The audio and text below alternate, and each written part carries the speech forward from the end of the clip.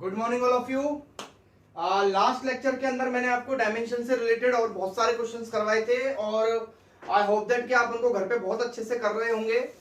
ठीक है, तो चलिए अब अपन उस सीरीज को आगे बढ़ाते हैं। फिजिक्स के अंदर यूनिट डायमेंशंस के जो क्वेश्चंस अपन कर रहे थे, आपको मैंने डायमेंशंस निकालने के लिए डायमेंशंस कंपेयर करने वाले क्वेश्चंस और मैंने आपको शायद कुछ कंपटीशन एग्जाम्स के क्वेश्चन भी करवाए थे और आई थिंक आपको बहुत अच्छे से समझ में आ रहा है। ठीक है, तो एक क्वेश्चन में क्विक रिवीजन के लिए जो हमेशा हर लेक्चर के अंदर लेता हूं, मैं वापस ले लेता हूं।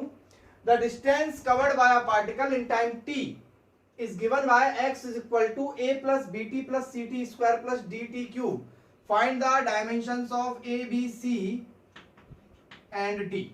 ठीक है, चारों की डायमेंशंस आपको निकालनी है और आई थिंक आपको ये क्वेश्चन बहुत अच्छे से आता होगा। कैसे निकालते हैं? x यहाँ पर डिस्टेंस है, कह रहा है distance covered by a particle in time t is given by x, तो x क्या डिस्टेंस है, तो x की डायमेंशन क्या हो जाएगी l।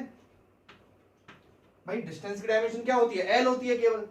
उसके बाद अब देखिए a की डायमेंशन भी क्या होगी? l होगी। ठीक है, और bt बराबर भी l होगा।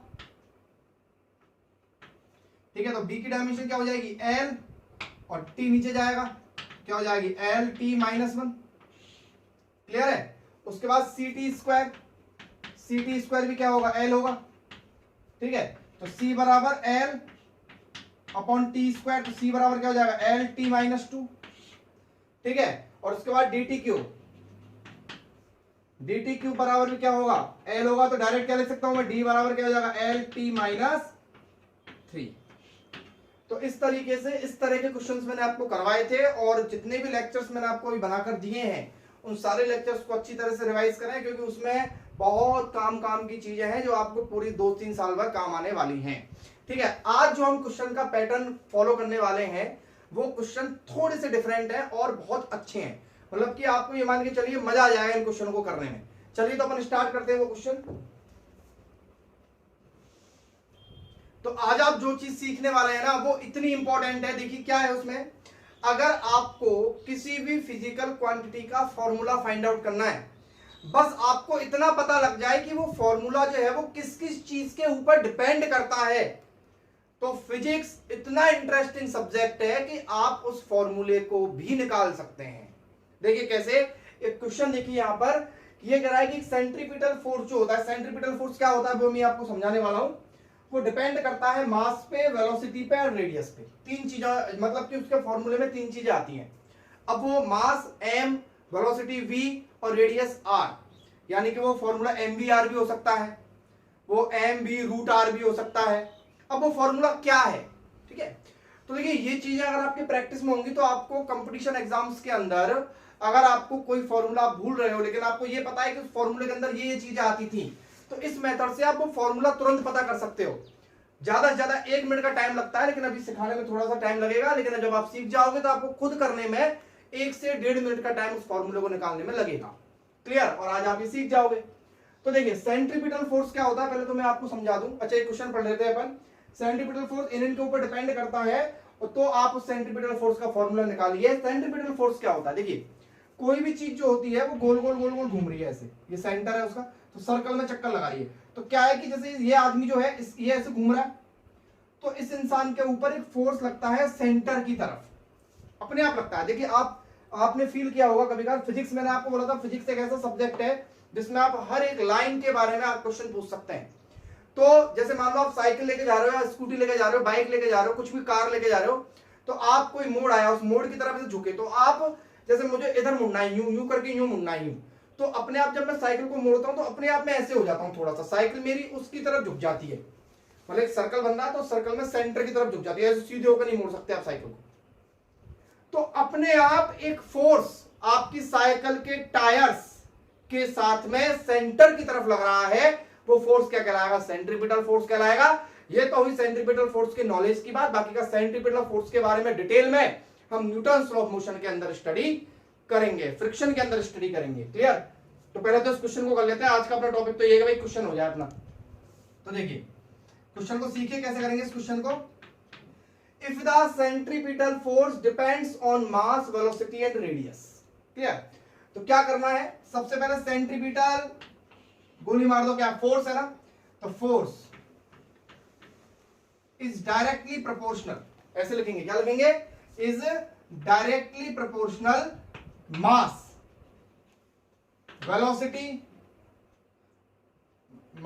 वेलोसिटी एंड रेडियस आर, लगा लिया, ठीक है। अब इसकी पावर लगा देंगे ए, इसकी पावर बी और इसकी पावर सी, यानी कि आप एक की पावर ए लगा दो, एक की पावर बी लगा दो, एक की पावर सी लगा दो और ए बी सी की वैल्यू फाइंड आउट कर लो।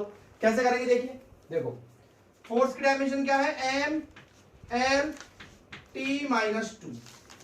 सबसे बढ़िया तरीका बता रहा हूं आपको मैं, सबसे सिंपल तरीका, इस डायरेक्टली प्रोपोर्शनल। एक काम करो, डायरेक्टली प्रोपोर्शनल छोड़ो, के लगा दो यहाँ पर के भी रहने दो, आप तो बराबर लगा दो, एम की पावर ए। अब v को क्या लिख सकते हैं आप, याद करो v की डायमेंशन एल टी माइनस 1 की पावर b, और r क्या होता है, l रेडियस है ना, तो पावर c, तो M L T minus 2, clear है। तो m की पावर a, ठीक है। अब l की पावर b भी है और l की पावर c भी है, तो बताइए l की पावर कितनी हो गई, b प्लस c होगा, नहीं होगी, बोलो यार, l की पावर कितनी होगी, b प्लस c, और t की पावर कितनी हो जाएगी, माइनस का b हो जाएगी, वहां तो t है ही नहीं, तो t की पावर क्या हो जाएगी, माइनस की। अब देखिए m की पावर यहाँ कितनी है, 1, यहाँ कितनी है a, तो a बराबर कितना हो गया, 1 हो गया। कंपेयर कर दो, l की पावर कितनी है, 1, और b प्लस c कितना है, तो b प्लस c बराबर कितना हो जाएगा, 1 हो जाएगा, बोलो हो जाएगा, क्योंकि देखो l की पावर यहाँ 1 है और यहाँ l की पावर b प्लस c है, तो l की पावर 1 या l की पावर b प्लस c, तो b प्लस c किसके बराबर हो गया, 1 के बराबर हो गया, ठीक है। और t की पावर कितनी है, -2, और यहाँ -b, तो -b बराबर -2, -b बराबर -2, तो b बराबर कितना हो जाएगा, b बराबर हो जाएगा आपका 2। अब b बराबर जब 2 हो गया तो c निकाल लो, तो 2 प्लस c बराबर 1, तो c बराबर कितना हो जाएगा, 1 - 2 -1, तो a की वैल्यू कितनी आ गई, 1, b की वैल्यू कितनी आ गई, 2, और c की वैल्यू कितनी आ गई, -1। समझ में आया क्या किया मैंने, डायरेक्टली प्रोपोर्शनल टू लगाया, m की पावर a, b की power b, a b c की वैल्यू निकाली। सबसे बढ़िया तरीका है क्वेश्चन सोल्व करने का, ठीक है। तो a b c आ गया। अब देखिए क्या करना है आपको, फॉर्मूला इसको मिटा रहा हूं मैं, ठीक है ना, ओके। फॉर्मूला क्या था, f is equal to m की पावर 1, ठीक है, b कितना था, 2 v स्क्वायर, और r की पावर कितनी थी, -1, तो f is equal to m v square upon r। तो ध्यान रखना, सेंट्रीपिटल फोर्स का फॉर्मूला क्या होता है, m v square upon r. आप साइकिल से जा रहे हो, आप अपना वजन कैलकुलेट करो, भाई वजन कितना गया, 60 किलो होगा विद साइकिल, आप स्पीड आपकी मान लो कितनी है, 30 है, ठीक है। तो मास वेलोसिटी का स्क्वायर करके और कितने रेडियस का सर्कल आप घूम रहे हो, तो आप पता लगा सकते हो कि आपकी साइकिल पर सेंटर की तरफ कितना फोर्स लग रहा है। तो इस तरीके से अपन इस तरह के क्वेश्चंस को सॉल्व कर सकते हैं। तो चलिए इसी सीरीज में नेक्स्ट क्वेश्चन है अपना, आईआईटी 2011 के अंदर ये क्वेश्चन आया हुआ है। तो देखिए क्या है question, when a solid sphere moves through a liquid, एक सॉलिड स्फीयर है वो लिक्विड में मूव कर रहा है, clear, the liquid opposes a motion with a force F. देखिए एक्चुअल में क्या होता है, आपने एक चीज गौर की है कि आप जमीन पे पानी फैला दो तो पानी अच्छे से फ्लो होगा, उसी पे पानी की जगह फिर आप तेल फैलाओ तो तेल उतने स्पीड में फ्लो नहीं हो पाएगा जितनी स्पीड में पानी फ्लो हो रहा था, क्लियर है। तो एक्चुअल में क्या होता है, लिक्विड जो होता है ना, लिक्विड एक फ्रिक्शन फोर्स लगाता है, क्या लगाता है, फ्रिक्शन फोर्स लगाता है, जिससे चीजों का मोशन रुक जाता है। अब जैसे सिंपल सी बात है, जितना गाढ़ा लिक्विड होगा उसमें उतना ही ज्यादा फ्रिक्शन होगा। पानी है, पानी में आप पानी में एक बॉल फेंको तो बॉल बहुत दूर तक चली जाएगी, अब तेल के अंदर आप बॉल फेंको तो बॉल बहुत दूर तक नहीं जा पाएगी। तो यानी कि किसी भी लिक्विड की जो लेयर होती हैं वो एक फ्रिक्शन फोर्स अप्लाई करती है मोशन के अपोज में, और उस फ्रिक्शन फोर्स को बोलते हैं अपन विस्कोसिटी। क्या बोलते हैं, विस्कोसिटी बोलते हैं। ये अपन फ्लूइड मैकेनिक्स के अंदर पढ़ने वाले हैं फिजिक्स में, ठीक है ना। एक सॉलिड स्फीयर को, अभी आपको केवल क्वेश्चन समझने के लिए काफी है जो मैंने आपको बताया है, the liquid opposes a motion with a force F. अब जो फोर्स का मैग्नीट्यूड है वो डिपेंड कर रहा है, एक तो कर रहा है coefficient of viscosity. Coefficient of viscosity भी जब अपन विस्कोसिटी पढ़ेंगे तब आपको समझाऊंगा, अभी मैं आपको बता दूंगा कि इसकी जो डायमेंशन होती है वो क्या होती है। और रेडियस पे डिपेंड कर रहा है कि भाई कितना मोटा स्फीयर आपने फेंका है, और स्पीड पे डिपेंड कर रहा है। तो आपसे कह रहा है कि भाई उस फोर्स का फॉर्मूला फाइंड आउट करो। तो देखो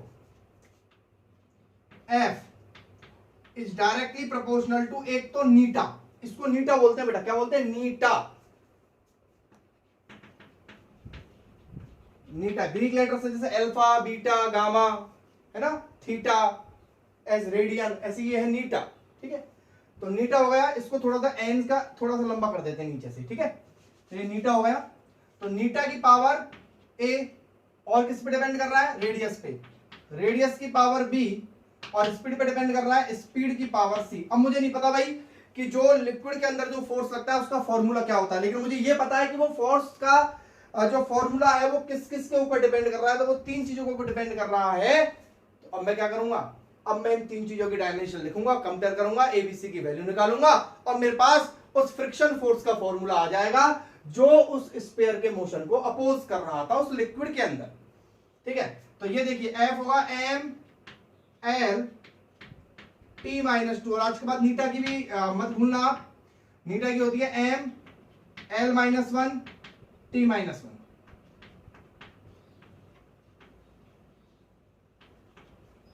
ठीक है, इसकी पावर ए, आर की एल, एल की पावर बी, और इसकी power L T minus one C. ठीक है, तो एम की पावर एक, एल की पावर एक, टी की पावर माइनस टू। इधर भी कर लो एम, क्लियर? एम की पावर यहां भी एक, एल की पावर देखते हैं, एम की पावर ए, एल की पावर देखते हैं। देखो यहां पर है माइनस का ए, माइनस वन इंटू ए क्या है? माइनस का ए, यहां पर प्लस का बी, और यहां पर प्लस का सी, यानी क्या है? माइनस का ए, प्लस का बी, और प्लस का सी। क्लियर है? अब टी की पावर देख लेते हैं। टी की पावर क्या है? यहां पर है माइनस का ए, और यहां पर है माइनस का सी। क्लियर है? तो इस तरीके से पावर मैंने लगा दी। उसके बाद अब देखो टी की पावर क्या है? माइनस का वन इंटू ए, तो माइनस का ए, और यहां पर टी माइनस का सी। ठीक है, यहां पर कितनी आ गई? वन। अब देखिए यहां पर क्या होगा? माइनस का ए प्लस का बी प्लस का सी बराबर कितना होगा? वन, क्योंकि एल की पावर यहां पर कितनी है? माइनस का ए प्लस का बी प्लस का सी, यहां पर कितनी है? वन। ठीक है, तो यहां से ए की वैल्यू रख दूंगा मैं, ए की वैल्यू वन आ गई। इसको तो मैं ब्रैकेट में रख देता हूं, ए की वैल्यू वन आ गई, तो माइनस का वन प्लस का बी प्लस का सी बराबर वन। तो बी प्लस सी कितना हो गया? टू हो गया। ठीक है, और माइनस का ए माइनस का सी बराबर कितना हो जाएगा? माइनस का टू। माइनस से माइनस कट जाएगा तो ये हो जाएगा ए प्लस सी बराबर टू। तो ए की वैल्यू कितनी है? वन, तो वन प्लस सी बराबर टू। तो सी बराबर कितना? वन। अब सी की वैल्यू को यहां रख दीजिए, तो बी प्लस वन बराबर टू, तो बी बराबर कितना? एक। कंपेयर तो आप कर ही सकते हैं ना। तो ए की वैल्यू कितनी आ गई? ए की वैल्यू वन, बी की वैल्यू वन, और सी की वैल्यू वन। ओके, तो फॉर्मूला क्या बन गया? एफ इज इक्वल टू नीटा आर वी। ये आईडी 2011 में एक पूछा गया क्वेश्चन था। सबसे इंपॉर्टेंट बात ये थी कि जिस बच्चे को ये मेथड आता था करना उसने कर दिया, और नीटा की जिसको आती थी उसने कर दिया। क्लियर है? तो ये थोड़ा सा इंपॉर्टेंट क्वेश्चन बनता है यहाँ पे। अगला क्वेश्चन देखते हैं अपन। अगला क्वेश्चन है, ये क्वेश्चन आपका AIPMT 2001 में आया हुआ है। देखिए, the heat produced in a wire carrying an electric current depends on the current, resistance and time, calculate the formula of heat. याद करो 10th क्लास, अगर आपको याद आ रही हो तो हीट का फॉर्मूला क्या होता था? करंट का, रेजिस्टेंस और टाइम का I स्क्वायर RT होता था। हीट का फॉर्मूला क्या होता था? I square RT। तो देखते हैं वो निकलता है नहीं निकलता अपने फॉर्मूला से। ठीक है, तो the heat produced in a wire carrying an electric current depends on the current. तो हीट प्रोड्यूस्ड, तो हीट मतलब H is directly proportional to किसके? Electric current. इलेक्ट्रिक करंट को किससे डिनोट करते हैं बच्चों? I से। क्लियर है? Okay, depends on the electric resistance, resistance को R से और टाइम को T से। ठीक है, तो IRT। क्लियर है? अब इनकी अपन क्या लिखते हैं? इसके ऊपर लिख देंगे A, इसके ऊपर B, और इसके ऊपर C। तो चेक करते हैं भाई फॉर्मूला आता नहीं आता अपना। हीट क्या है? एनर्जी। हीट, एनर्जी, वर्क एक ही बात है, और वर्क की डायमेंशन क्या होती है? mL2T minus two is equal to इसकी ए की पावर ए, आर रेजिस्टेंस, निकाल लो रेजिस्टेंस की। रेजिस्टेंस याद करो, आर इज इक्वल टू क्या होता है? Resistance v is equal to क्या होता है I R, r is equal to क्या हो जाएगा v अपॉन आई, याद आया, r is equal to v upon I. अब v की निकालो, v बराबर क्या होता था w अपॉन q, और w की क्या होती है ml2t-2। अब ऐसे थोड़ी है, एपीएमटी का क्वेश्चन है ना, तो ml2t-2 और q क्या आएगा, q का होता है at, ये मैंने आपको याद करवाई थी डायरेक्ट, q बराबर it, ठीक है।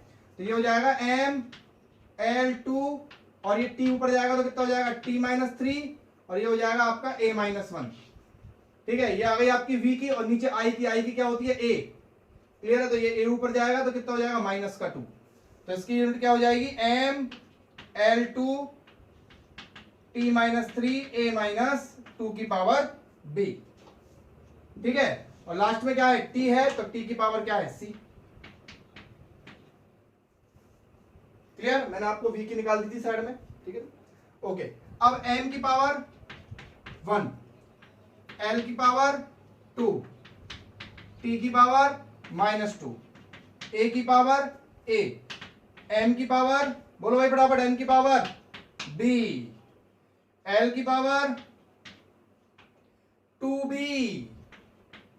है ना, 2 और ये b है तो क्या होगा 2b, और t की पावर, ये t की पावर -3b और संग में +c भी है, ठीक है। और a की पावर, यहां पे लिख देता हूं मैं लास्ट में एक को, है ना, a की पावर, बोलो, एक तो a है और एक -2b है, ठीक है। तो इस तरीके से अपन यहां पर ये जो फॉर्मेट अपन लिख देंगे पूरा कंप्लीट। देखो दोबारा देख लीजिए, m की पावर कितनी b, ठीक है, l की पावर कितनी 2b और ओनली 2b, ठीक है, हाँ, t की पावर -3b और +c, a की पावर -2b और +a, ठीक है।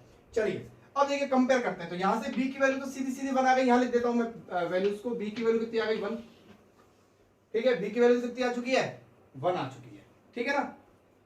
उसके बाद अपन बात करेंगे किसकी, l की वैल्यू की। तो l कितना है 2, यहां पर 2b, तो 2b, अच्छा ये तो 1 ही हो गया, उसके हिसाब से भी चेक कर लो भले से। और t की पावर देखो -3b +c बराबर -2, क्लियर है, -3, अच्छा m की वैल्यू कितनी थी 1 थी, हाँ m की वैल्यू 1 थी, यहां पर 1 थी, यहां भी 1 थी। m की वैल्यू a ली थी अपन ने, नो m की वैल्यू b ली थी, क्लियर है, ओके। तो -3b और ये तो b की जगह कितना रख दूंगा 1 +c बराबर -2, तो c बराबर क्या हो जाएगा यहां से -2 +3, कितना आ जाएगा 1, तो c की वैल्यू कितनी आ गई यहां से 1 आ गई।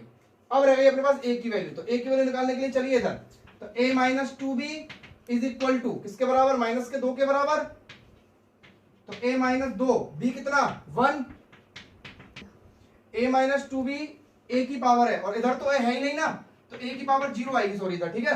तो ये क्या हो जाएगा 0, तो a-2b बराबर 0, तो a बराबर कितना आ जाएगा 2, तो a की वैल्यू कितनी आ गई 2। तो वो क्या किया, वो गलती से मैंने t की पावर लिख दी थी यहाँ पे, भाई a की पावर कितनी है a-2b है, और यहाँ एक तो है ही नहीं ना, तो a की पावर क्या मानी जाएगी यहाँ पे 0 मानी जाएगी, तो a-2b बराबर क्या होगा 0 होगा, तो a-2 × 1 बराबर 0, तो a बराबर कितना हो जाएगा 2 हो जाएगा। अब आपके पास a आ गया, b आ गया, c आ गया, फॉर्मूला लगाते हैं अपन, h is equal to i की पावर a यानी कि i की पावर 2, r की पावर b r की पावर 1 और t की पावर c t की पावर 1।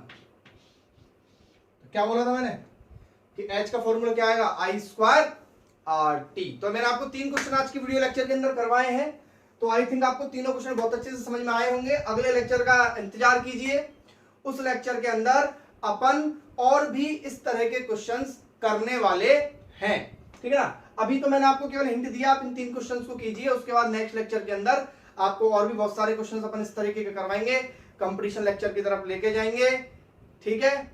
Thank you.